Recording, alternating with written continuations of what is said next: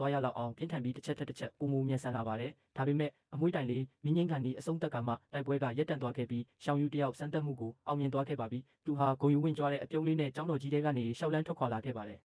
ကျောင်းပြင်ပရောက်တော့သူ့ရဲ့ဆရာဖြစ်သူကကြေးဝါအဆင့်စီနီယာ3ယောက်ကမင်းကို88.88မှတ်ပေးခဲ့ကြတယ်ငါထက်2မှတ်ပဲရော့တယ်မင်းမိဘတွေမင်းကိုဒီမှာထားသွားကြတဲ့ကမင်းဟာဒီတောင်တန်းတွေရဲ့အပြင်ဘက်ကိုတစ်ခါမှမရောက်ဘူးသေးဘူးဒါပေမဲ့အခုတော့ကိုရီးယားကကျောင်းတစ်ကျောင်းကမင်းကို exchange ကျောင်းသားဖြစ်လာရောက်ဖို့တောင်းဆိုထားတယ်လို့ပြောလိုက်ပါတယ်ဆရာဖြစ်သူကခိတ္တမြစကားစဖြတ်ကအနှိမ့်ငယ်စိုးရိမ်တဲ့လေတံနဲ့မင်းတဲခုဖို့အတွက်နာမည်ကြီးသိပ္ပံပညာရှင်တစ်ယောက်ဖြစ်တဲ့တော့